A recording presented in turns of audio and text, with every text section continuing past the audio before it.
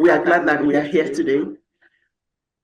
And like Stanley said, this is being done in collaboration with Figshare, TCC, and others. So we really miss you here in Windhoek. It would have been great to have all of us here. It would have been great for all of us to be in Namibia. But well, that's the way it is. But we are still very excited that this is happening online. And AfLIA has been pushing with partners like Figshare and others that for librarians to understand not just that open knowledge thing, but to also understand the things that happen behind the knowledge creation, the how you handle your data, how do you make it open, how is it fair, how you can ensure that others can have access to use your data and so on, especially data from our user communities. So today is like a continuation of what we've done before through the course that we had. Is like let's go on with this. Let's keep on with this and ensure that we do not have this thing that we call surface dexterity, but we are sure. So let me hand over to Joy. Hello, Joy. Thank you for being here, and Maria and others. We are really glad that you're here. Thank you. Over to you, Joy. Thank you. Thank you so much. Hello, everybody. I'm Joy Owango, and I'm the Executive Director of the Training Center in Communication. And within the Training Center in Communication, we have a program, an open infrastructure program, the Africa PID Alliance, and it's in collaboration with this program and Figshare and AfLIA that we created the content that is being rolled out today. And as Dr. Nkem mentioned, this is a build-up of what we launched last year on an introduction to open data management. And it was and it still is a 4-week module that we facilitated with the stakeholders that we hosted last year. And this is part of this training is part of those activities. Now, what is currently happening right now is that we will be hosting this workshop online, but then subsequently we'll be facilitating other similar workshops either in a blended format, in partnership with AfLIA, with various stakeholders as we are targeting various regions, on top of also rolling out the Moodle this year as well. Now, what you're going to go through today is just going to be, it will be just highlights of what we have been training. So we won't give you the in-depth of the Moodle. It will be highlights within the 2 hours with the introduction to the open data management, taking you through the open infrastructural ecosystem and fair data management and research data management, just highlights of that. And then we'll have 2 sessions with question and answer. I will begin my session, and it will be an understanding on open data management. As I said, this is, here you go. First of all, you can access the program here. Just check your chat. Check your chat. All of you have access to the program. It has viewer access, so you'll understand what we are taking you through. So, to begin with, I'm going to take you through the overview on the overview on open data management. That's what you're going to learn, the overview on open data management. And then also I'll also take you through as per the program. Let me just share that right now. Let me share that right now so that we can all see for those who've not gone through. So we've just gone through the introductions. And as I said, this is just an overview of what the 4-week training was all about. And I'll take you on open data management and the importance of African data in African research communities. And then Maria is going to take you through the UNESCO recommendation on open science and fair principles. Then followed by, we are working as a team, then there will be a bit of question and answer, and then we get into research data management life cycle. We'll take you through that. And then my project lead, Nabil Ksibi, is going to take you through persistent identifiers, the introduction to persistent identifiers, followed by Mark Hanel from Figshare, who's going to take you through the infrastructures for research data management. And then finally, we close with advocacy. We close with advocacy on open data practices. So that is what you're going to go through today. As I said, it's a complete highlight of what we have, what happens in the 4 weeks. So let's begin with open data management. Okay. So with the open data management, there we go. Please tell me if you're able to see the screen. Are you able to see the screen? Yes. Fantastic. So this is an overview on open data management. Will make you have an understanding of what open data is, what makes data open, and what we need to do to open data, and how to open data. Okay, so we will not reflect on this because of the time that is allocated. So when you're talking about open data in this ecosystem of open science, when you're talking about open data, we are looking at data that can be freely used, reused, redistributed by anyone.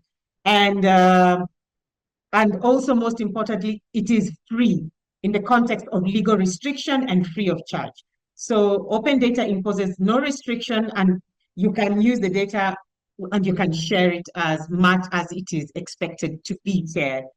As we are taking you through the highlights, as you'll notice that we are going a bit slightly fast, do note we will share with you all the notes. You'll have access to these notes as well. So, and the way we've done these notes is that they are how-to notes. So it's something that you can actually practice and use within and train within your ecosystem. So within your university. So what are the pros and cons of open data? The pros, of course, it's accessibility of data, increased community engagement, improved efficiencies and reduced costs. You have increased progress and innovation, and of course, increased transparency and also reduced corruption. But some of the challenges include incorrect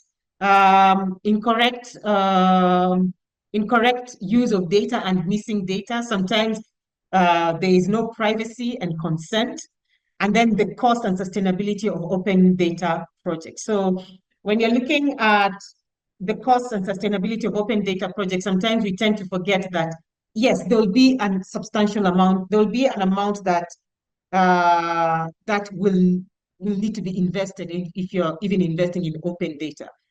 Okay, especially if you're looking at infrastructure and even the identifiers that you will need to set up the whole ecosystem. And then, of course, unfortunately, is the misinterpretation of data.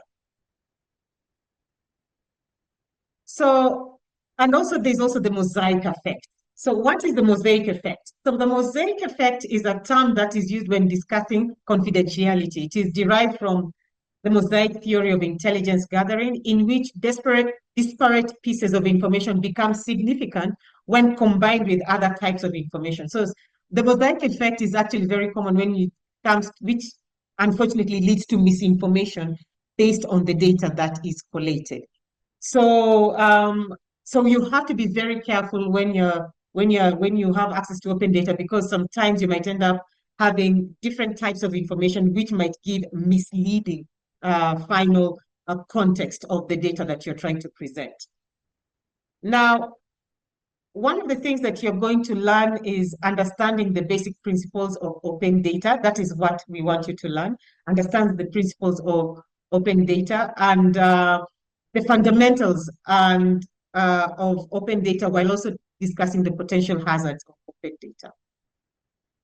So what does it entail? You're looking at availability and access. So all data must be available for reasonable replication costs, preferably via internet. The data must also be supplied on usable and editable format. Data must be provided under terms that allow the reuse and redistribution. So we need to use the right legal and copyright information, especially if you want to reuse and remix and intermix even this data, especially data sets. When you're looking at a visual representation of open data, this is what sometimes we look at. All right. So it entails, in order for you to have open data, it means that you should it should make the data should be available. It should be reusable. They should include universal participation, and this is the part. So that is no restriction on repurposing of the data or who can use it. And most importantly, you need to use platforms that are interoperable. This is where we tend to fail, because you'll try to make your data open, but then you're using platforms that are not interoperable, or yes, and you're using platforms that are not interoperable, you're not using persistent identifiers. And in our section later, our colleague is going to take you through the various types of persistent identifiers that can help in making your work accessible and making your platforms interoperable. So what does opening data entail? You're looking at universal participation, okay? And you must be able to use, reuse, and redistribute. There should be no discrimination against fields, and for example, we are saying there should be non-commercial restrictions, especially, and you should try and avoid and prevent commercial use where necessary, especially if it is for education. It needs to be interoperable. So meaning that it means that you're using systems where your data is stored that can speak to other systems. In this case, it is the ability to interoperate or intermix with different data sets. If you're looking at interoperability, it is also crucial because it enables diverse components to function together, and the capacity to componentize and plug together components is critical for developing big, complicated systems. So unfortunately, without interoperability, this becomes impossible, as is illustrated in the most famous tale of the Tower of Babel. So you end up having things crumbling together. Interoperability is really key to open data. Interoperability is very key, especially when you're looking at open data. So at the end of the day, the question is, how do you open data? Keep things simple. Start small, basic, and quickly. There is no obligation that every data set must be made public. It is good to begin by opening up just one data set and then make it larger as time is needed or as required. Again, you can open data by engaging early and often, so meaning engaging with current and potential data consumers and reusers as early and frequently as possible. So really telling your community that we have an open data policy, and this part of this data is going to be accessible for other users to work with, whether it's within the community or outside the community. So for this to be happen, if you're going to engage early and often, it means that we also need to have data policies within our institutions. Address common worries and misunderstandings, especially when it comes to the degree to which you can share that data. This is very common, especially in the social sciences, arts and humanities, and even in the life sciences. So agree to what degree, you need to agree to what degree that you can share this data as well. Okay? So when we're talking about data, it means that sharing data, it means that you need to have the proper attributions and licenses on how you can share that data. So there are various, the data licenses range on several variables, including relation to original owner, allowance to copy or alter the original information, including the same license alongside redistributions or variants. At the end of this course that we are going to take you through, in these slides, you're going to have the list of all the various types of attributions and licenses, which you can use as self-reading and you can apply as well.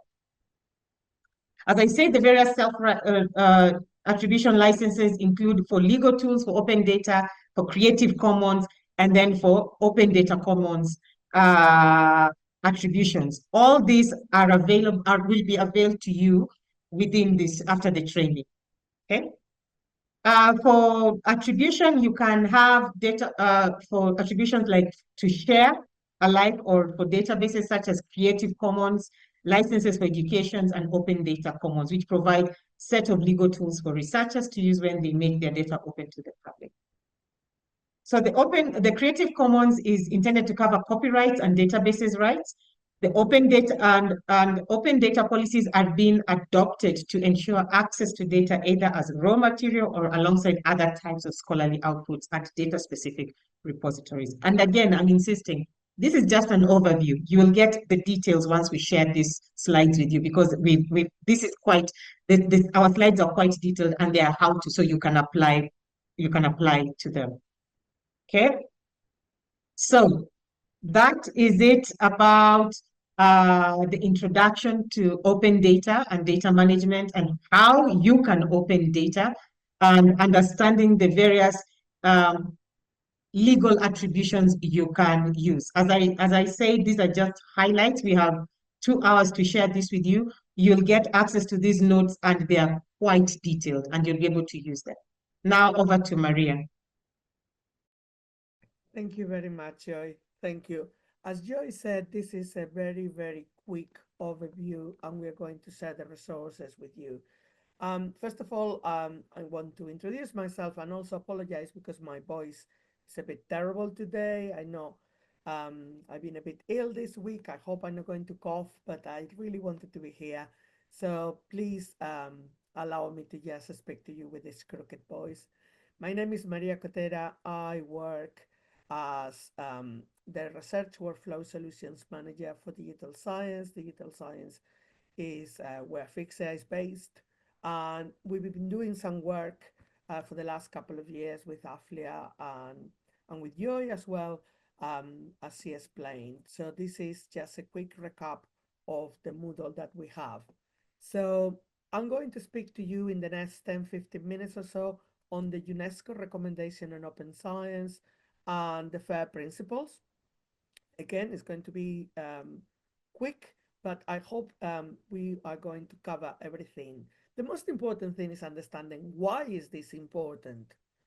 And it's important because open science can support a prosperous Africa based on growth and sustainable development.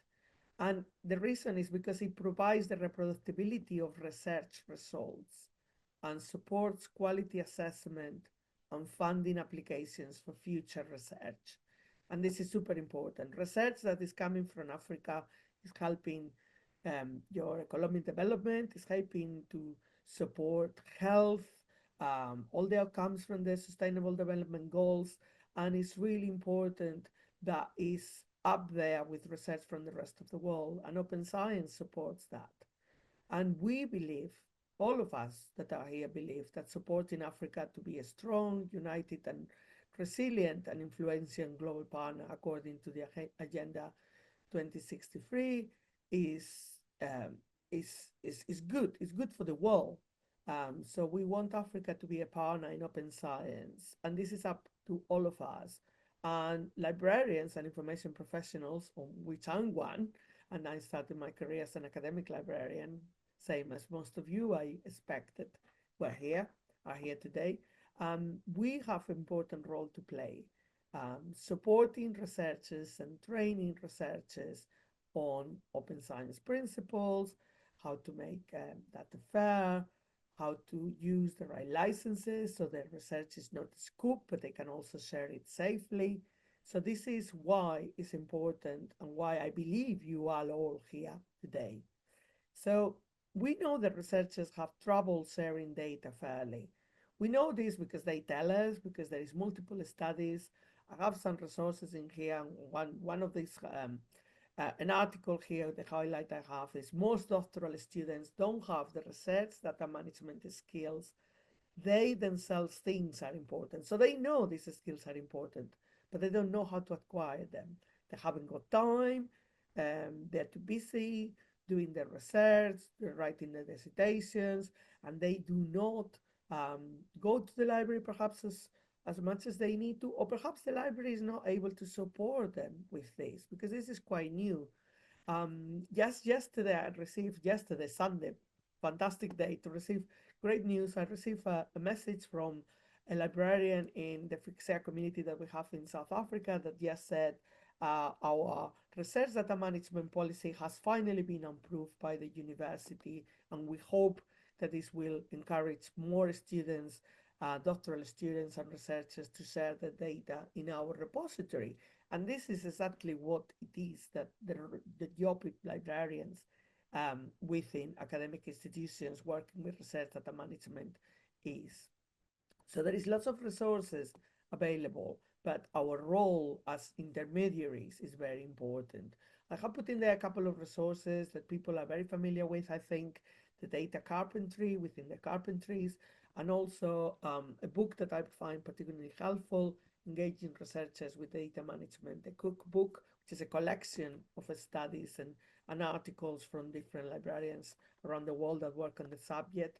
And these are some of the resources that I recommend. All the slides that we will be sharing will have this pinpoint you to the resources if you want to go and find out more. So what is the UNESCO recommendation on open science? Because this is the basis on what countries around the world are working on. This is a commitment that members of the UN, the UNESCO, have committed themselves to do as in country members. And the definition of open science set up by UNESCO is there. I'm just going to read it slowly, but you can read it themselves, obviously.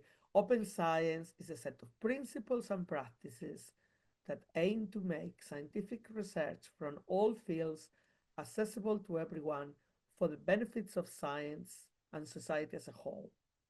Scientists can use open licenses, and Joy was speaking about open licenses in the previous slot, to share their publications, data, software, and hardware more widely, not only with each other, but also with the rest of society. And again, it's talking about society, not just research for the benefit of other researchers, but benefit for the rest of society, for the world.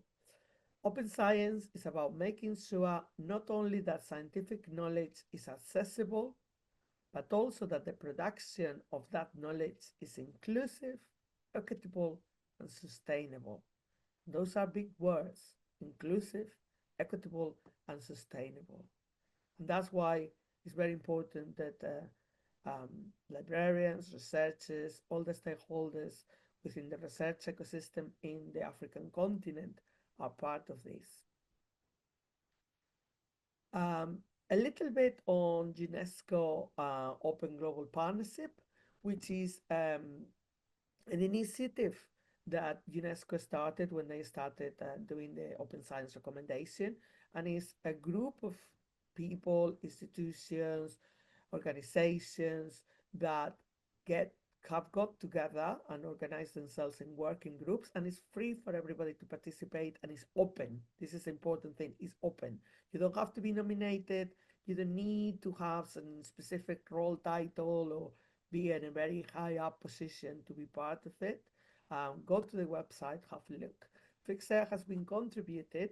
Figshare is it's an open data and full institutional repository, and we will have Dr. Mahano later speaking to us. He's the founder of Figshare, and he will explain to us what is Figshare, what are open data repositories, and why they're important. But I just have sharing here the letter, a little piece of the letter that we received from Ms. Samila Naipandele, who is the Assistant Director General for Natural Sciences and leads on the Open Global Partnership that supports the open movement within UNESCO. And she's here talking about why the efforts of Figshare and all other data repositories actually are important for scientific knowledge and for opening up knowledge to all. And it's the letter in which they welcome us, they welcome Figshare into the UNESCO Global Open Partnership, and said looking for technical advice and guidance as we support countries around the world to implement the open science recommendation. So I have seen that in the chat people were introducing themselves. I have written down some of the countries where you were all coming from, and I have here Ghana, Nigeria, South Africa, Namibia, Cote d'Ivoire, Benin, Botswana, Zambia, Zimbabwe, Malawi, Tanzania, Kenya, Lesotho. There's probably more countries. So what I wanted to ask you is, do you know whether your country is doing anything at the country level to participate in the UNESCO Open Global Partnership? Um, I know that there are some countries that have already signed up to it. I don't know whether you know whether your country has signed up to it, but that will be something else that if you do know, you could put in the chat. If you don't know, you can go and find out. And also um, support more from your institutions, raise the awareness within your institutions about the UNESCO Open Global Partnership and how you can participate to support the open science recommendations. Okay, now another a small word about the FAIR principles. They were introduced in 2014, so this is over 10 years ago. They were formally published in 2016, so it's been going on for a long time, and I'm sure you are very familiar, at least with what FAIR means: findable, accessible, interoperable, and reusable. And Joy was speaking about the interoperable with those um, bits that were however you call it, the dotted data. So the FAIR principles serve as a framework to meet the challenges posed by the increasing reliance on computational support. So that's machines for data analysis and interpretation. And of course, this started well beyond artificial intelligence, and obviously lots of things has happened in the last year or so with artificial intelligence, but we're not talking about that here now. But what we are talking is about, again, making data findable, accessible, interoperable, and reusable. Why? Because by adhering to these principles, researchers and institutions can ensure that the data are well described, easily discoverable, and ready for reuse in diverse contexts. So research doesn't need to start from scratch every single time. Researchers can share not only the results of their research, but also the methods, the practices, the experiments, depending on what field you are in, or you are supporting your researchers in. And people can be confident that they can reuse some of the data. They don't have to start from scratch. Okay, 4 things about the FAIR principles very quickly, and then we're going to move on to something a bit more interactive. So the 4 things that I want you to take away from the FAIR principles, and again, remember and keep posting all these resources that you can go back and find out more.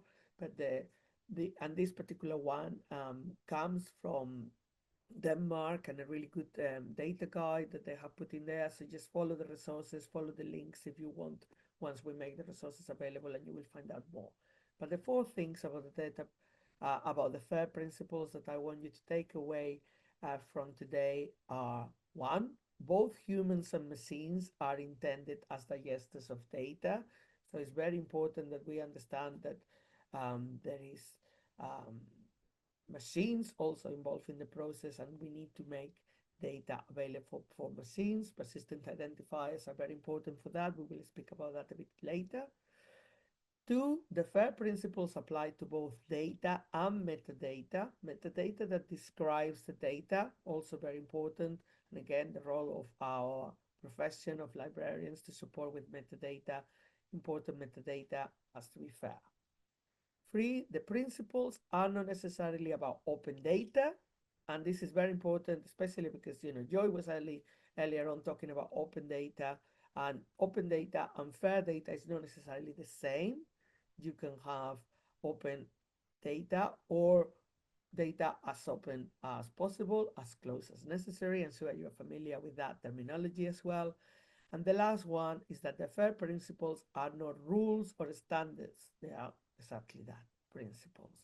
Okay, I want to take the last 4 minutes of my time to go through a very quick quiz in which I will ask you to please put things on the chat. I will give you a minute. You just have to put A or B. Okay, so the scenario is here. Rita is based in an African country and she's a researcher. She's starting up a new project about psychological problems in patients diagnosed with HIV. And she remembers that to make her project fair, she needs a DMP, data management plan. I referred to this earlier. The data will contain sensitive personal information. It's important to consider. She will partner with researchers in the US and Sweden. She's unsure how to cover all the necessary legal and fair aspects in her data management plan. Here's the first question. In her data management plan, Rita reports she will publish her data through a trusted repository at the end of the project. Is this fair or not fair? I will give you a few seconds to put something in the chat if you want to participate. If not, you can just think about it. She will publish her data through a trusted repository. I can see people are putting things in the chat. Very well done. I cannot actually have time to look at the chat, but I'm going to allow you another few seconds and I will disclose the answer. The correct answer is fair, and you were good with that. Identify the trusted repository at the end of your project will allow you to capture all relevant metadata required by the repository, therefore making data fair. Okay, moving on to question B very quickly. Rita plans to save her data in a proprietary format and does not reserve time in her project timeline to convert the data to an open format for publication or preservation. Again, A for fair, B for not fair. Please answers.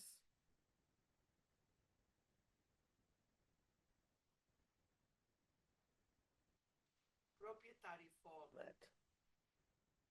She's not converted the data to an open format. I can see quite a few people putting the answers in. I'm going to disclose that the right answer is not fair. If your data is stored in proprietary formats, it is likely they will not be reusable if you lose access to the software or simply because the file formats become outdated every 5 to 10 years and even faster now. So yeah, an open format is a better way to ensure that.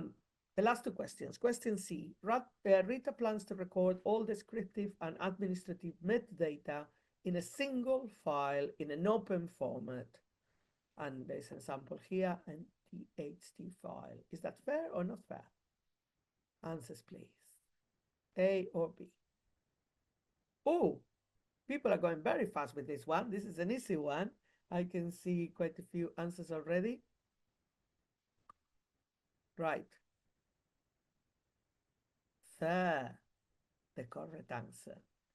To have fair data, your metadata must include the structural metadata, while open file formats are preferred. Oh, this is not fair.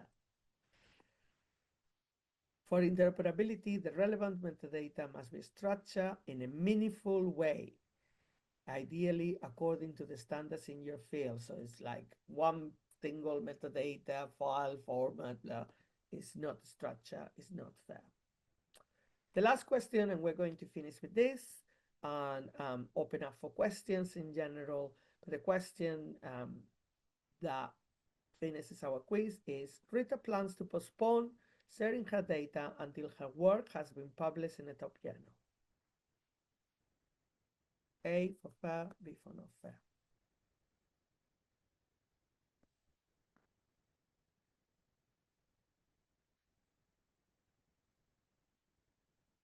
Thank you to everybody that is contributing. I can see your answers. I'm going to reveal what the correct one is and then open for questions. So start preparing your questions, and you are ready? Yes. Okay. So the question answer is fair. Data can be fair when it's private. And this is exactly what I was saying at the beginning. When it's accessible by a defined group of people, or when it's accessible by everyone, open data. So it doesn't really matter. Open data and fair data are not the same.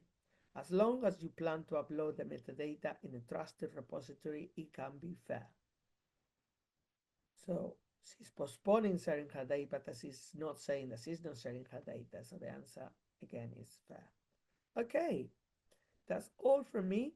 Open now to questions from you. I'm going to stop sharing.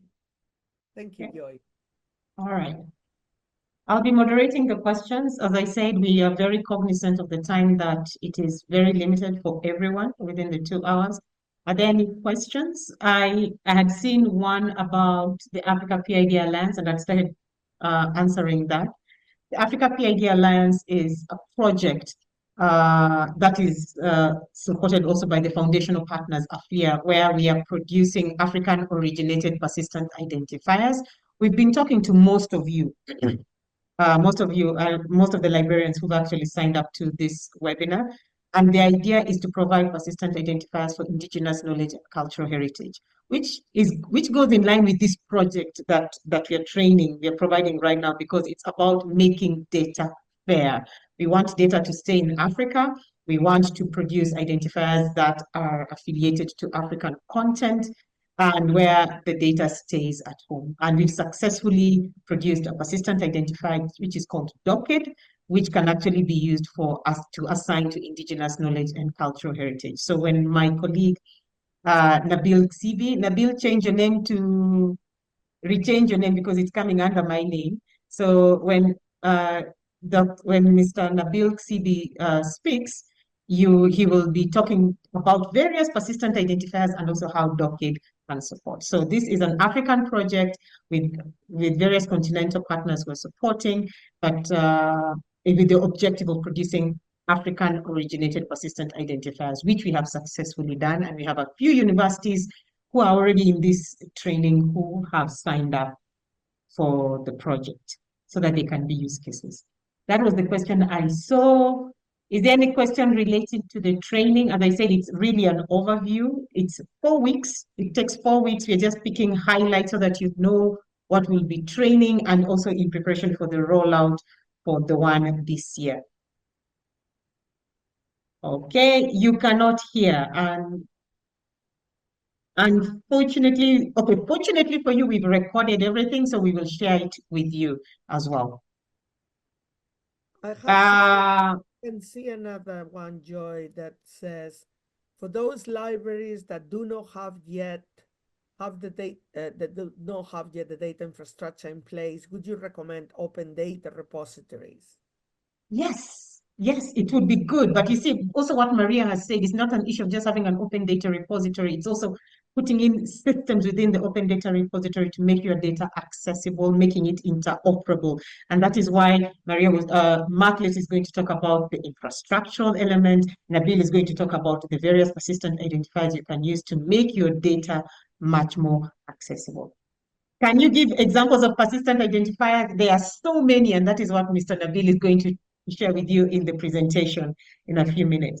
You missed my presentation. Do not worry. As I said, all these presentations will be shared with you. The way we've created the slides, they are how-to slides, which you can use as training of trainers.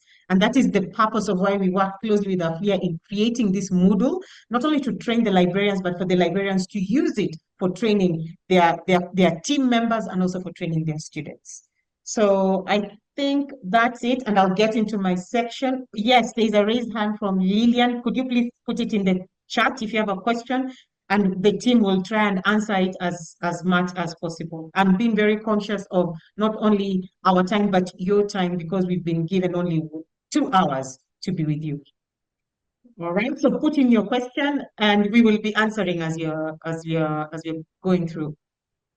Our next session is on just again, I'm being very clear that It's an overview, and you will get the detailed slides once after this training. So it's an introduction to research data management, which will be a segue to Mr. Nabil speaking about the various persistent identifiers that you've asked about. Okay, so we are looking about research data management life cycle.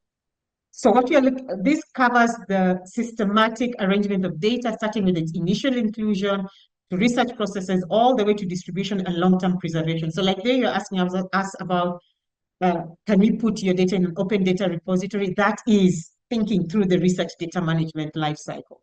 And the objective is to guarantee accurate validation of outcomes and enable novel and inventive research based on pre-existing data.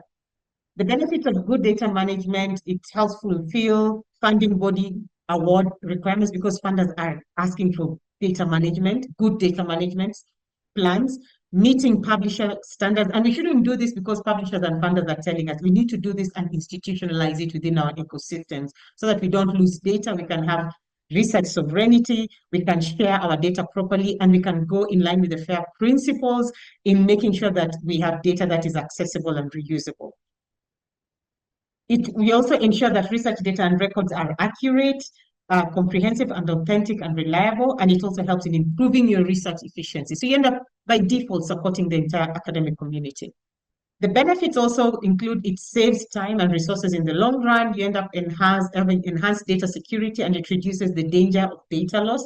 This is why in what Maria was saying and what I was saying is that at the end of the day, this will come down from an institutional perspective where you need to have data policies on how you manage and protect your data, protect, and store your data, and also how you share it.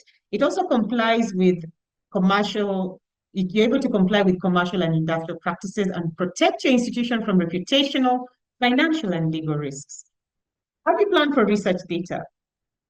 When you're planning for research data, you need to look at other digital outputs from research that entails strategic allocation of the resources, the data storage, publication channels, and the data preservation methods. You also need to look at, it might also require the provision of staff members to aid in data management. This is important. You need to think of the HR element of this.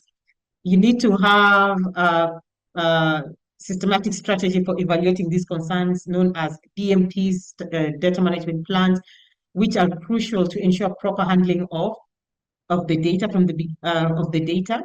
You need to also, in order to streamline your planning process, majority of funders are now demanding for DMPs. But we shouldn't wait for funders. We need to have this within our ecosystems. Now, part of the notes that I will share with you, these notes will include different templates of data management plans. It's not going to be in this exercise right now that we are taking you through, but these notes will have the data management plan templates that you can actually work with. So, how do you plan for a DMP? A DMP describes the data or similar evidence that a project will collect, how they will be documented, how they will be stored during the project, and how they will be archived at the end of the project, and how to access, and how access will be granted to them where appropriate. Your DMP will also help you consider issues related to confidentiality, ethics, security, copyright before initiating your research. As I say, funders are demanding for it now, but you shouldn't wait for funders. This needs to be part of your ecosystem. When you're planning for your DMP, you need to look at common names for data management, the other common names for data management, which may also include a data management and sharing plan, access and data management plan, statement on data sharing. These are things that you might have it in different names, but then it is really a data management plan. Sometimes it's called a data access plan or a technical plan. But most funders, as I said, are demanding for this when you're doing your grant application. The benefits of a DMP include you're able to plan and go beyond the funder compliance. You'll be able to help consider aspects of your research such as file format, storage requirements, ethics, copyrights, IP, and ICAVO plans as early as possible. Your DMP is prepared before your project begins, so you should aim to review it at regular intervals during the project so that it remains relevant to your research. The benefits of it include that of having a good data management plan include data is well described and documented, therefore easily understandable. It can offer continuity when existing project members leave or new ones joining. It offers inventory for project data. It helps consider issues related to confidentiality. It also helps plan for storage provisions. It also helps evaluate data sharing options, which I had earlier pre-shared with you on the various attributions that are available on sharing your data. So what does the data management life cycle entail?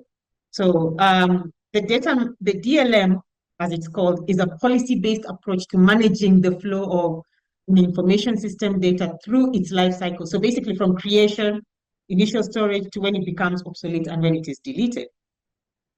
What we see today is the traditional, no, not today, what has been there for a long time is the traditional data life cycle, as you can see in this image, where you plan for it, you acquire your data, you process it, you analyze it, integrate it, and then you store. But thanks to open science now, it is much more variant, and I'll share with you that. So when you're looking at the data management life cycle, data security, you need to factor data security and confidentiality on how you're going to store your data, where you're going to store it. You need to factor data integrity. It must be accurate and reliable regardless of where it is stored, and also availability. You need to have approved users who should be able to access the data without disruption and for the workflows and for its day-to-day operations. And this is now where the open science bit comes in, where you ask yourself, to what degree do you actually share that data? Do you make it available? So when you're looking at data, it needs to meet the FAIR principles. And this is a visual representation of FAIR data management. We've all been talking about FAIR principles, open science principles, and that is it is the foundation on open data management. So if you're looking at FAIR data management, in order for your data to be findable, you need to use unique, consistent identifiers, rich metadata, clear data metadata links that are searchable. Nabil is going to talk about this. It needs to be accessible. It needs to be retrievable, using a protocol that is open and implementable, protocol that allow authorization when needed, and persistently accessible data. It needs to be interoperable. Remember, we're talking about FAIR data management, not just FAIR management, FAIR data management. You need to use links to other metadata that are consistent, and you need to use consistent vocabularies, format that is accessible, shared, applicable, and with applicable language. For it to be reusable, you need to use clear and accessible data using data usage license, detailed provenance, rich descriptions with accurate and relevant attribution, and it must meet domain relevant standards. So like the fact that we are creating persistent identifiers for African originated persistent identifiers. Our identifiers are literally meeting all these standards to support ecosystems. So at the end of the day, a fair data management needs to have data product release that you have data algorithms, tools, and workflows that meet the FAIR ecosystem. Now, the previous slides I shared with you were the traditional way of looking at FAIR. Now, today, this is how FAIR data management lifecycle. Today, the data management lifecycle is this advanced. So you have planning and design. Under planning and design, you can see in the blue section, there are various subsections that will make your data FAIR if you're planning and designing. Collecting and creating, you can see the various, and also analyzing and collaborating. You can see the various subcomponents at the top that will help your data become FAIR if you use this multilinear data management plan. I mean DLM. If you use this DLM, okay. And then if you're archiving and evaluating, you can see there's elements of data security, retention, archiving, and destruction. Then there's a bit on dissemination, sharing and dissemination, and that is where you're seeing elements on data sharing, open access. This never existed in the legacy data, the legacy DLM. Now with this one, with this new one, because of the FAIR ecosystem, you can see there's so many things that we need to think of before when we are coming up with a proper DLM. So you can see there's elements of open access, data usage agreements. And then finally, when you intend to publish and reuse, you also need to look at aspects of scholarly products, preprints and publishing, data repositories, just answering some of the questions you had mentioned. Oh, what kind of data repositories should I use?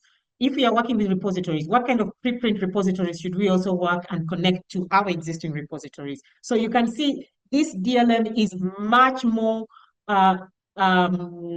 advanced and multilinear as compared to this, the data lifecycle management, the traditional one. So the traditional one is very straightforward, but here we are with one that is, it's not complex, it's just trying to meet the fair ecosystem that we live in right now.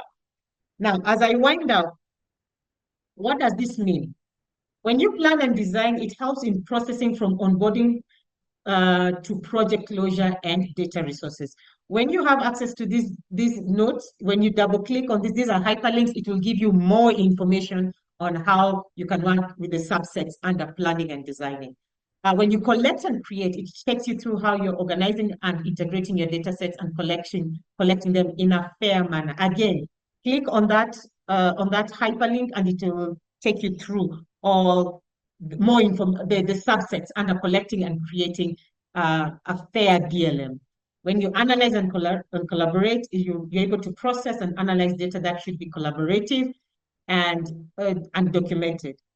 And finally, when you're storing and managing, it will take you through each step on, especially if you're looking at biomedical data lifecycle revolves and the management of data storage. If you're evaluating and archiving, it will help you identify essential research records and how to evaluate for a retention. Again, these are hyperlinks, what you're seeing in blue. It will give you detailed information as per that visual that I've just shared with you. When you share and disseminate, you're able to establish and support the research and impact of your data. And when you're able to when you publish and reuse, you're able to ensure the broad utility of your research data tools, data efforts for other researchers. So as I said, again, this is pretty much an overview of the training, but all these are hyperlinked for you to use, and they are how to. As I said earlier on, you can see that the data management life cycle is no longer linear. It is multilinear because it is supporting the fair ecosystem. Now, without further ado, don't worry, we'll share with you the presentations. Without further ado, in answer to one of your questions, here is an introduction to various persistent identifiers by our co-project lead, Mr. Nabil Ksibi. Over to you, Nabil. Hello, thank you so much, Joy. This is great introduction on the FAIR principles and general introduction on persistent identifiers. And really thank you for AfLIA, Figshare, and Digital Science for making this event happening and this webinars. I'm gonna start sharing my desktop. I'm gonna try to share this tab. Hope it's visible. As I said, this is a great webinar and great event and great gathering in talking about persistent identifiers and their relationship with open science and the UNESCO recommendations and what basically different repositories and citation databases are working toward, in terms of opening data, in terms of applying FAIR principles, and in terms of making science available to all, basically to all researchers, and being shareable and accessible. So yeah, we need that in Africa. That's a must. I mean, we should move toward those open science policies and open access policies.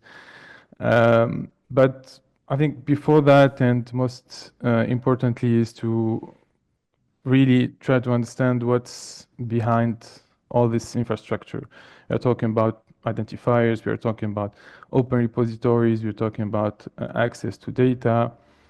But then if we can ask ourselves, what is open science? How can I make my data available and being, keeping those licenses safe and keeping those, intellectual property safe, and at the same time benefit all the others with my research.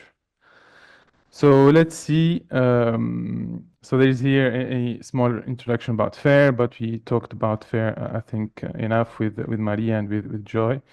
So I'm gonna leave this link to you so that you can consult it after the training, and then check really what's in it. The video is talking about how persistent identifiers are very useful in replacing some classic, let's say, go-to when we are trying to reference a work or a presentation or an article, and the fact that URLs can die after from 5 to 10 years. That's that's like an average of a life span of a URL, because websites can stop being maintained.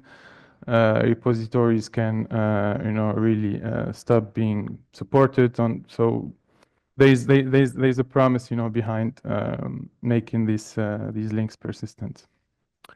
So without further ado, what's a persistent identifier? It's very simple. So this is the definition of a persistent identifier. It's a long-lasting reference to a document, file, web page, or other digital object. So if we want to identify what's in the research cycle or life cycle, I think three pillars or three most important things that we need to identify when we are either sharing data or requesting to use data, which are like the institution from where this data is coming, or from where the contributor that is producing this data is coming, and the data itself. So we need to identify the data with a digital object identifier, with an identifier that should be lasting at least, and or interoperable with the whole open research infrastructure or with the repositories. And then we need to identify ourselves or the person that is sharing the data. And for that we have identifiers. So good news is that we started working on that, I think, since the 90s. And a lot of institutions and a lot of organizations really gathered around the fact that we need to have some common standards regarding those identifiers, using some common protocols as Joy shared. And then try to spread out those identifiers in the infrastructure. So as it says here, most PIDs have a unique identifier which is linked to the current address of the metadata or content. So that's really the final object. If we want to simplify it, it's just a reference in the web, right? It's just like websites with a domain, and then there is a sort of code. Sometimes it's linking to that person or to that object or to that institution. Sometimes it's like a code that is just a reference for that. But then keeping those identifiers and then try to maintain the infrastructure around it is also another question. It's part of the promise that those service providers are promising basically to the community. So this is also a recommended self-reading about the digital objects and digital preservation.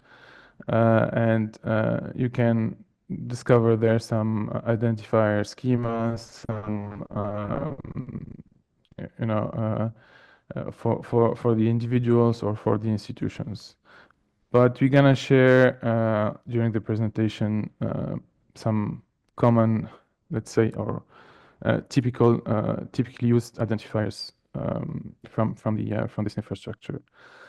And from those type of person identifiers, we have the person identifier as we shared previously, which are the contributor identifiers, and the object identifiers that we will also see some examples related to that as well in the couple of next slides. And we have the organization identifiers. So these are the main three pillars of identifiers that we are using until now. There is also the project identifiers that are trying to really federate some works and some objects under a structure of a project. And from where we have, we got inspired to build the GMP identifier or the data management plan that is used now practically, in the majority of the countries where we have this infrastructure already implemented. And we have the aggregated identifiers such as the containers, which is a great idea as well to try to link those identifiers together. We have some good examples from that with the African initiative of the the Africa PID Alliance and the DOCID, the Digital Object Container ID. And you also have some other examples like ROCRATE in the north, like most usually used by the Global North partners. What we really try to achieve is to really do a sort of a marriage between those containers as well, so that we create, we really make this interoperable aspect of things effective during all the process. Of course, it's originated from Africa, it's generated from Africa, but we are looking at really doing this contribution to the global community, as well as welcoming, that this innovation is used by other regions and other partners in the world. So that, yeah, this is really the essential definition of PIDs and the type of PIDs. Now, if we dive into some examples for the contributors or contributor ID, researcher ID, author ID, or individual contributor ID, we have the ISNI as an international standard name identifier, which was linked to Ringgold, to GRID, sorry, at the point, but then now we're trying to move to other structure of identifiers, which are now, I would say, publicly and commonly used, like ORCID. At ORCID now we have like 14 million ID in the registry, including around 9 million that are that has been modified. Means that they are being used by researchers or individual contributors to the research. We have Scopus ID and we have Researcher ID. So those are, I will not say proprietary identifiers, but they are part of a, I mean, they usually been part of a sort of a subscription plan or part of a sort of membership. I mean, it's open to create a Scopus ID, but to really see the effect of like linking this ID to different databases and infrastructures, there are some let's say steps to be done. But then it can be linked to ORCID. It's not completely integrated to ORCID, but it's an ID that can be used at the end, right? For the researcher ID, there are some also talks to rediscuss what's in it for the global community of researchers, for the authors. And it's hopefully it's heading to some more interoperable aspects with different other identifiers. So these are the contributors' ID or authors or researchers' IDs. In terms of object identifiers, we have the ARC keys or archival resource keys. We have the GUIs, we have the handle IDs, we have the PURL, and we have the docket, which is also a sort of a container of different identifiers, including GUIs, ARC keys, handle, PURL, and IGSN. Well, IGSN is now linked to DataSite GUIs, so it's following the same let's say infrastructure, or it's nested in the GUI infrastructure. In terms of research organizations, we have the ROR ID, which is now the most commonly used organizational identifier. It's the research organization registry, or research organizations registry. It's a person identifier as well. It's very interoperable. It's having an open API. You can really call the different metadata that are linked to an institution from the raw registry. We have also the open funder registry from Crossref. It's more for funders, and it's within the Crossref registry as well. But if you are looking to identify your institution and really control the name, how it's written, check the geolocalization, check the country, and make it really correct in the web, because a lot of databases now are getting or pulling this information from RAW just to make sure that they have the correct and the right names of institutions, and the right identification of institutions, and institutions as well, because in Africa we still have a lot of institutions that are not listed in RAW, and we wish that we also make sure that we are connected to that infrastructure, and we are using the most out of it. For project identifiers, we have the RAID or RIID. It's also an identifier for to link organizations, people, inputs, output, and projects. In a project, basically, in the structure of a project, and is providing key project information found nowhere else. So that's an identifier that is also linking to different other identifiers in its metadata. It's sort of similar to Docked, but we really designed Docked in a way that it can contain RAID IDs as well. So even if the RAID IDs objects or metadata items are connecting or communicating or interoperable with the same identifiers that are in the container, we still can use this container ID as a reference, as a sort of federator for all these identifiers together.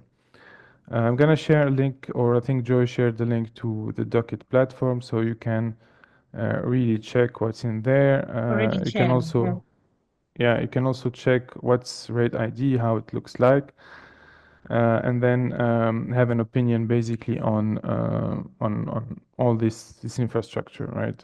It's all about thinking how those identifiers can be linked together, and how when you enter a platform or a registry, like ORCID, for example, how to make sure that all the items are filled in, how to get those different sections connected to different platforms, including Scopus. So in ORCID, you can also have a link to Scopus there. So yeah, here, so just to understand that ORCID is not for grants or for researchers or for instruments or samples or specimens. So that's also one aspect where the docket can play a good role in basically having those documents and articles and papers linked to sort of an identifier of projects like RED.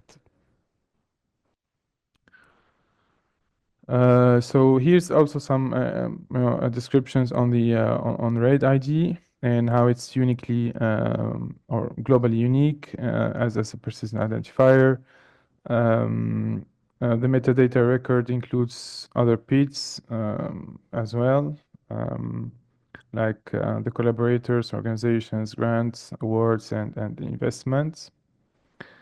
This is an example of how it looks like. I mean, in terms of numbers and structure.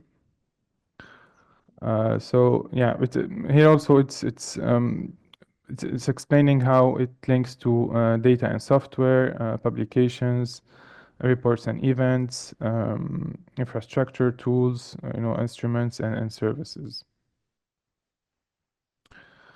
Now the docket. So here's the concept notes. We're gonna share with you the slides later, and you can check on Zenodo the concept note. So Zenodo is an open repository as well. You can share there your contribution, your work. It's a quite advanced, let's say, system. It doesn't really contain a lot of languages to use, but it's very popular in the global north, and you can create a community there. It's very easy to share your work from there. You can get the GUI from DataSite there. You can, well, the ORCID integration is not very much finalized there, but you can add your ORCID ID and get your work linked from there. And I mean, you can have a work with the GUI in Zenodo, and which will be linked to your ORCID ID, but the source of the assertion will be DataSite. So that's using the auto update functionality that is a work done between ORCID and DataSite. So yeah, I mean, just a small bracket on Zenodo, which is a great open repository. Just very similar to Figshare, right? Figshare is also a great repository and user-friendly and also assigning GUIs from DataSite. So yeah, that's where is our concept note for the digital object identifier registration agency in Africa. So what is the docket, or what is docket? It's the digital object container identifier. It is mainly designed to assign end-use knowledge and cultural heritage data or outputs or research or findings from Africa. And you discovered that you can use the same workflow for patent as well, because what we saw during last couple of years is the lack of identifying those objects, especially in Africa. So we don't have really some persistent systems to register the digital heritage and indigenous knowledge data that are coming from Africa, right?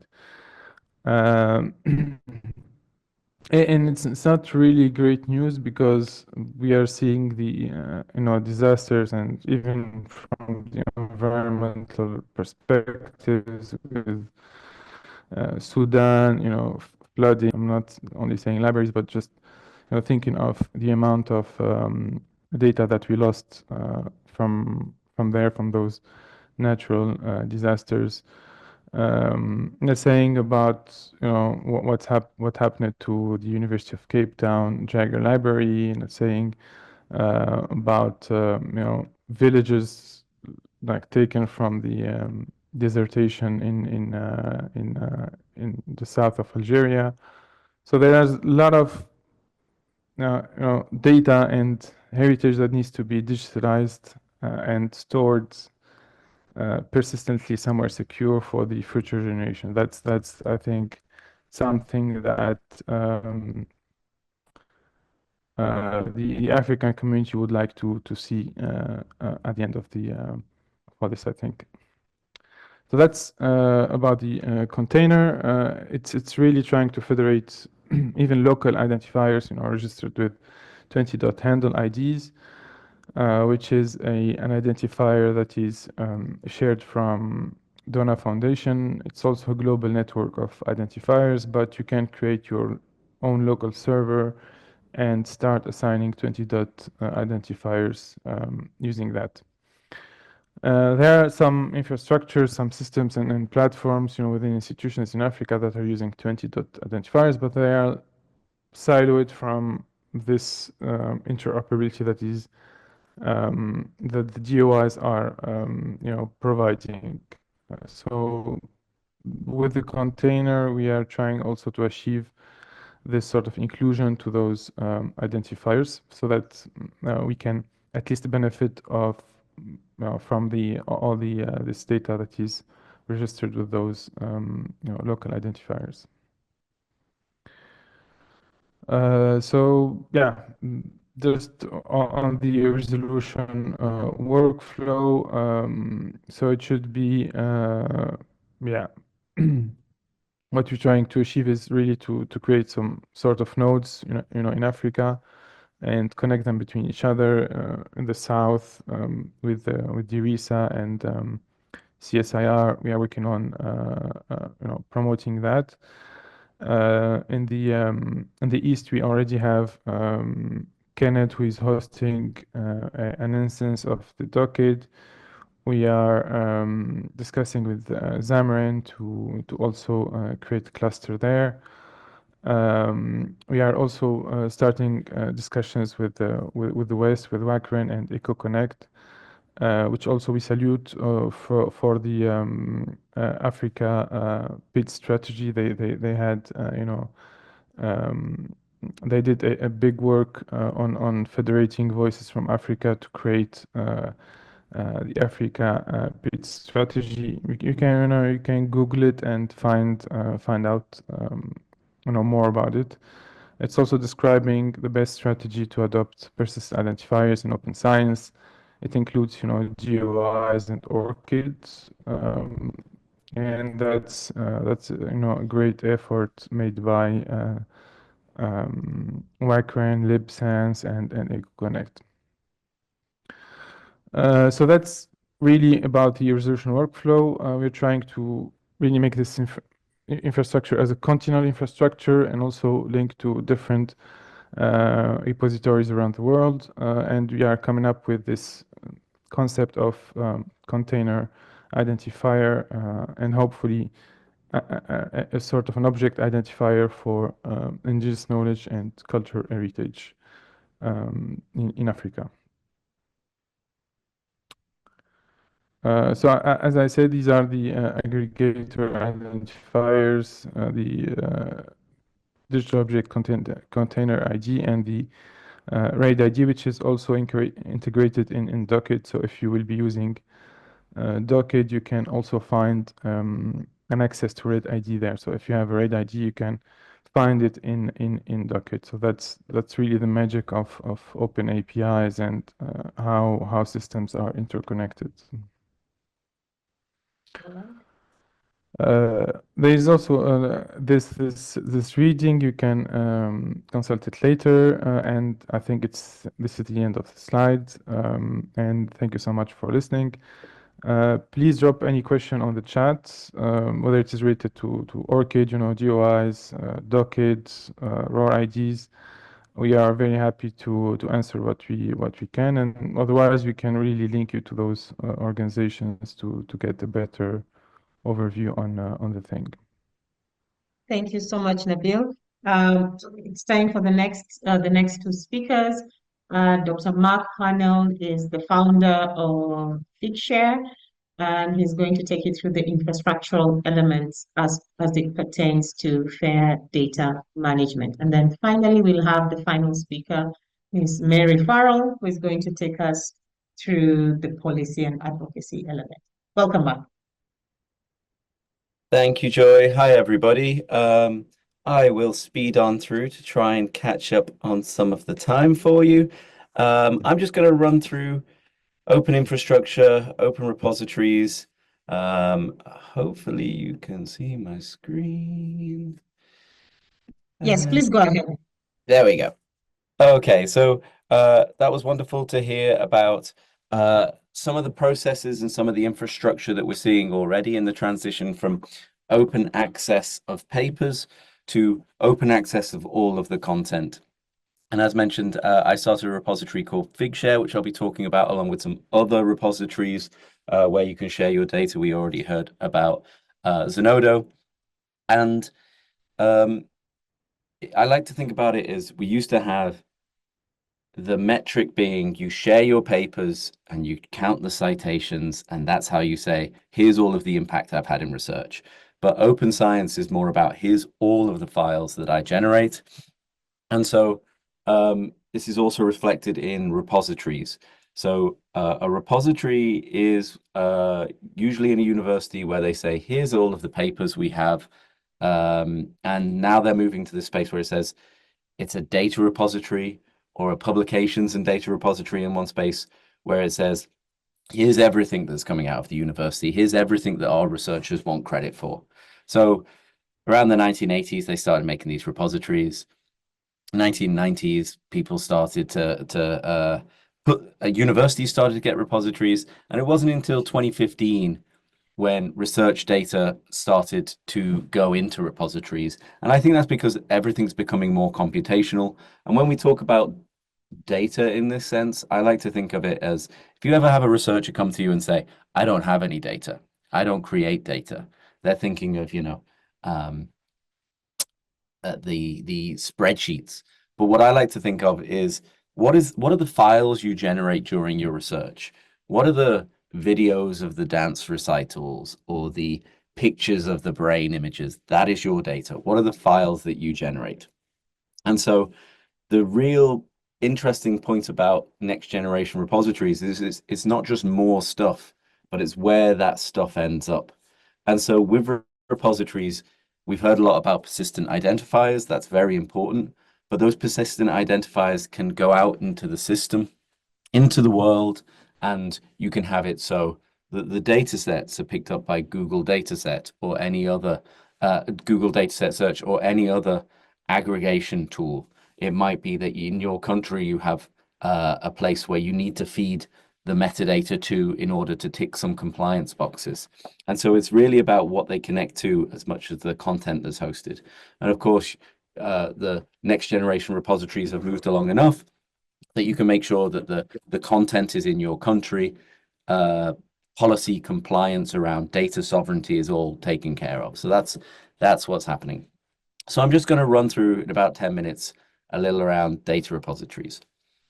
So on the one hand, on the right here, you can see full institutional repositories. This is a university has a little bit of budget or a few people who can work on this and put in a repository for all of the university's papers and all of the university's data and all of the university's presentations and doctoral theses and everything like that. So if you are fortunate enough to work at a university that can accept data in their data repository, then you can recommend to researchers, come over here and we'll help you with your data. We'll help describe it well so it's fair, it's findable, accessible. It's a new field for a lot of researchers. So when you say make your data available, make your files available, a lot of the time they'll call it my data set. And so you really need to encourage them to describe it as you would describe your paper that you're writing. And then on the left-hand side here, you do have the case of domain-specific repositories. And this is in a few areas, such as genomics. You have publishers will say, publish your paper with us in Nature Genomics, but you need to make sure that all of the genomic sequences are in this particular repository called GenBank, which is publicly funded, very niche, and it's just for one type of file usually. And so it has very prescriptive metadata. So it'll say, what species does this DNA come from? Which doesn't make sense for, if you've got a researcher who's an archaeologist and they're uploading their files of their 3D scans of their archaeological digs. What species is this? Doesn't make any sense. And so you have on one end domain-specific repositories that have very niche areas that have publicly funded and well-funded, and they ask for very specific metadata.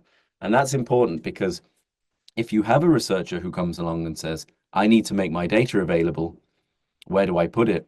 You first have to look and see, is there a domain-specific repository? Because somebody will take care of that data at a very high level, and it'll be very well described.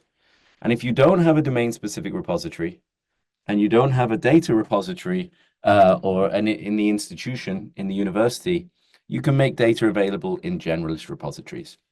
So we have a few of them. As I mentioned, I can talk about Figshare. There is also Dryad, Dataverse, Mendeley Data, and Zenodo. So these are all gold standard repositories.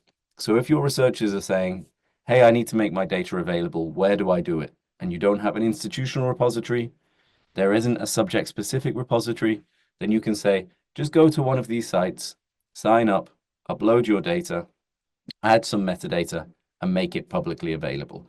And then they can start ticking the compliance boxes, but also sharing the information with the wider world and getting impact for it.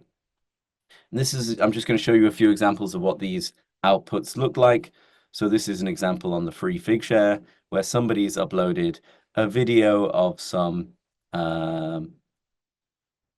satellites moving around, and you can see you can cite it. It's got the author listed, Greg Linton there. It's got some keywords. And so this is what I mean by the more descriptive this metadata is, the more likely it is to come up in searches and the easier it is to find. But these files can be anything. On the right-hand side here, we've got a sketch where somebody's put a lot of work into this. It's describing something in a visual way, and they want to make that available. You can see it's version 3, so we support version control.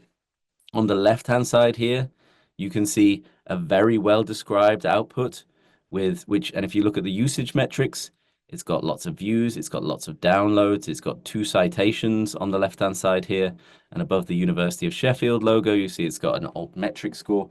So this is just lots of files they've shared, described well, and they're having some impact for it. And so there's a few motivations for why researchers are doing this. You might ask, why now? We're busy enough. Researchers are busy enough. Why are we adding an extra thing?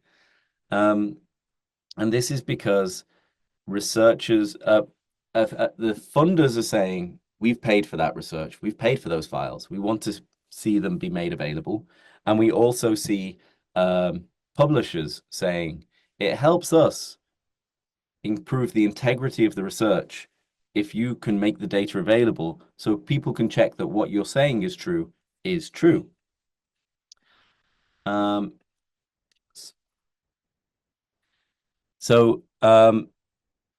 Here we have an example of why it's also good for the researcher to share your data.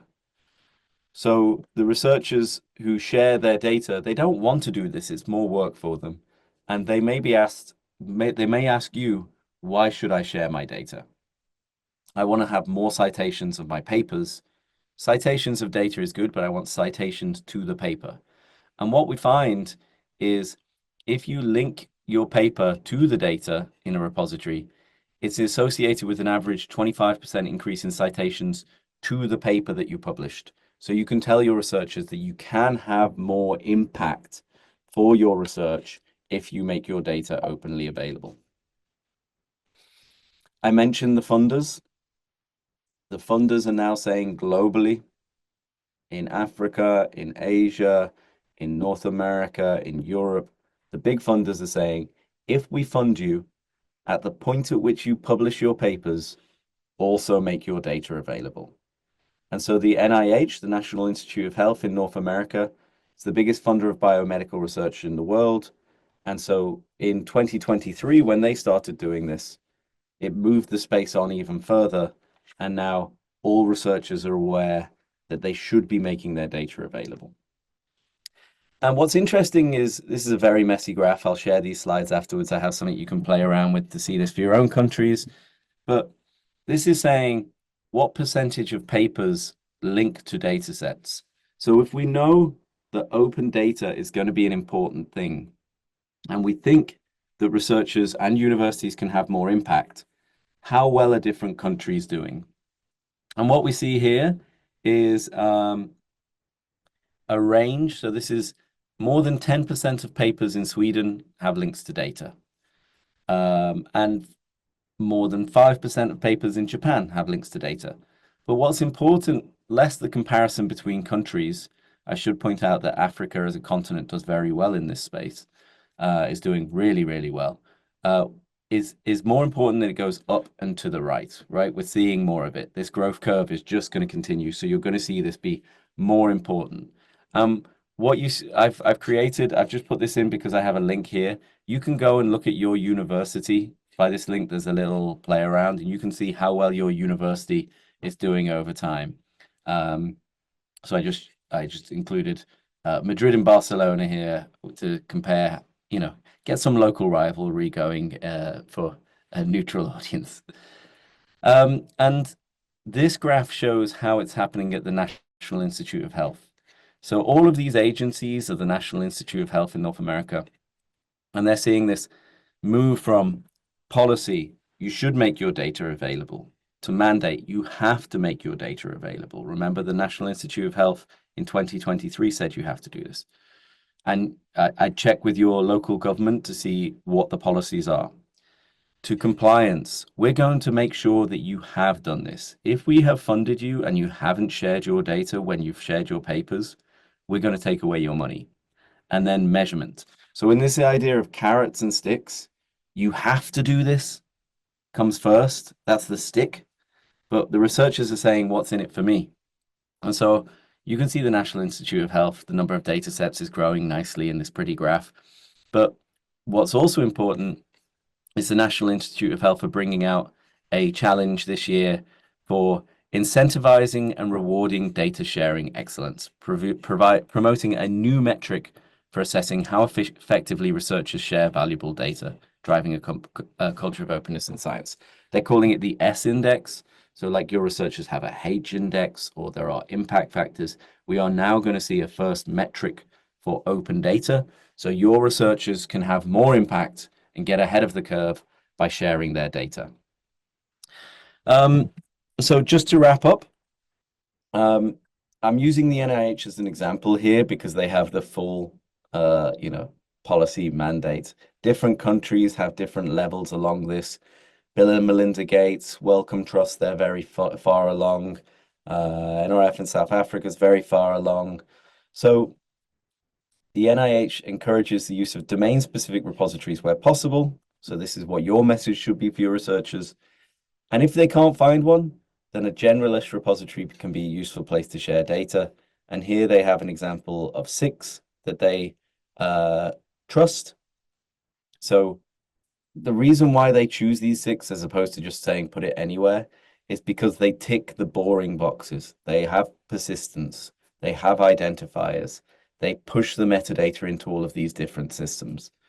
So you can Google this, you can find that link there and find exactly where this is. And finally, just finishing off, the biggest problem with this move, a cultural move towards open research and open science, is that researchers don't want to do it. They are busy.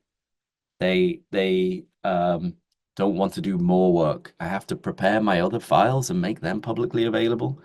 And so it is happening, but this is very important for the libraries themselves, because if you think about it, if you as a library take on a data repository and have a data repository, then you can think about it like this.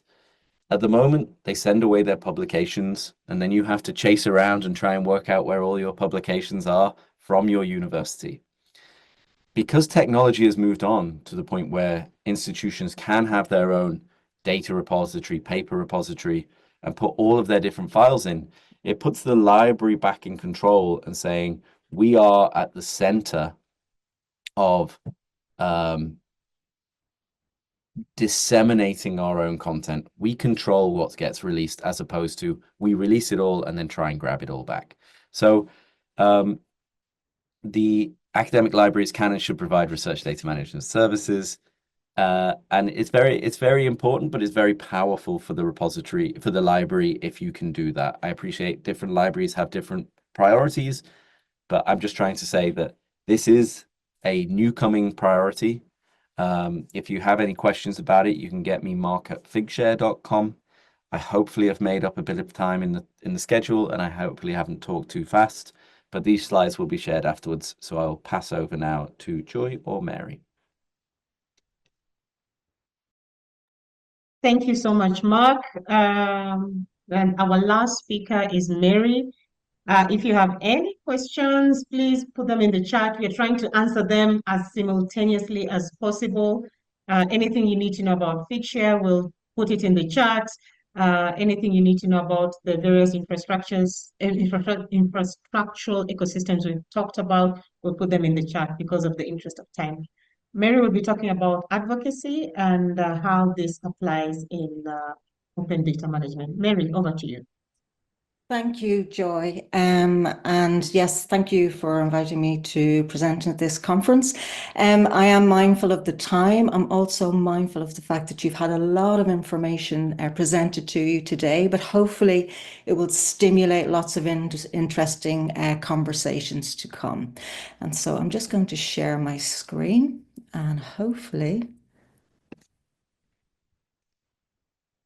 you should see my slides. Yeah, please continue, Mary. Perfect. Okay.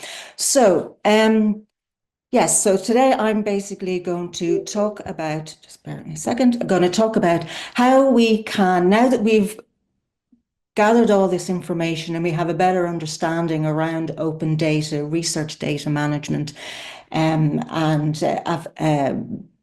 persistent identifiers and FAIR and all these things that we've talked about this morning, then how do you use that information, and then how do we work with others to push the purpose of sharing the data forward? And so I'm going to touch on identifying open data champions, and also how do librarians then work on developing library guides for data management. Now, I appreciate there's a lot of text, and you will notice my slides will have a lot of text, but I will not spend too much time going too much into detail. But I just wanted to highlight sort of the importance of open data champions and what they can do to help promote the sharing and accessibility of research data.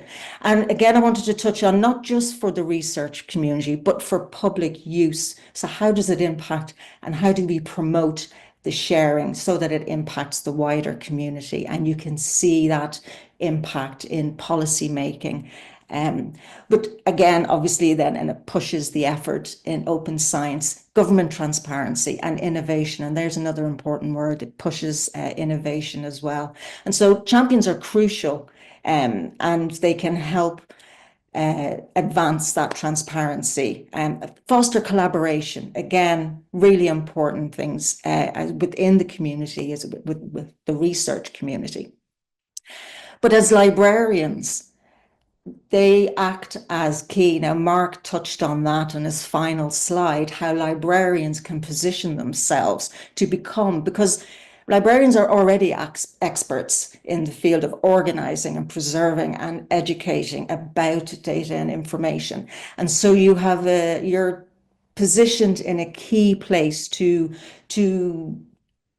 determine and become part of the wider conversation, but determine the effective management, ethical sharing, and compliance within institutional and legal standards. So as a librarian, you should be the first and foremost the open data champion of your institution. And again, I appreciate it's a lot of text here. These slides will be shared with you, but I wanted to basically look at, and I'm going to just pick out a couple of these things because I do have a couple of slides that kind of goes through all the different things that you can do as a librarian. But I think the first and foremost is networking within your institution. Identify and engage with faculty members, individual researchers. Look at what they're doing. Have you identified researchers that are enthusiastic around open data? Are they willing to speak and promote on your behalf and to share the work that they're doing? If there are not events happening across the university that you can engage with, set up your own workshops if you can, and events to kind of attract a conversation and basically identify people that way. If you can join institutional committees or groups, then participate in as many and as wide as possible within the institution. There are a couple of more things, but I really just wanted to pick up on collaborative projects here, because identify researchers who have collaborated with external organizations, because these individuals maybe valuable allies, and then obviously they're happy to continue promoting open data, but also identify other members of the faculty teams that, whenever teaching researchers, that they also already incorporate open data principles. And then finally, for identifying open data champions, obviously age-old formal and informal interviews. Use every opportunity and interaction that you have to talk about open data, to identify other people that are interested, and then let that build up. And then surveys and feedback. Get a sense of, well, where within my institution are people's thoughts? What level of awareness do they have around these conversations? And so that will give you sort of a benchmark on where you're at within your own organization. And these don't have to be complicated surveys. They can be easy, just something that you can put together like a Mentimeter. If you have a way of interacting or engaging with your website, which will lead on to whenever you are developing your library guide. So I have included a resource link there, and I do have a link to broader resources as part of this slideshow. So you'll be able to tap into that. So by all means, I suppose ultimately in identifying the open data champions, it's about really recognizing that you are an open data champion and going from there and talking to as many people as you can. And so moving on to developing LibGuides for data management. So here I've given a couple of examples, and you can see the link out there, but this just gives you sort of a flavor on what people have done. So I suppose ultimately these guides help you as librarians ensure compliance with university funder and ethical requirements. So obviously we've touched on that. You notice that in more recent years where funders are requiring their researchers or their funded research to be made open. And so, yes, now it's more of a stick approach rather than a carrot, but there are plenty of carrots that researchers can benefit from. And so again, yes, as you see, I've just given 2 examples there. And moving on in terms of, again, I appreciate there is a lot of text here, but there just wanted to highlight that the guide is essential to help researchers. So not only does it help librarians, but it helps obviously researchers manage their data efficiently throughout the research lifecycle. So earlier, Joy would have talked about the research life cycle. This helps kind of bring that together, all the different stages a researcher needs to go through in order to, from the very outset, right through to the publication and then the continuous management of their content.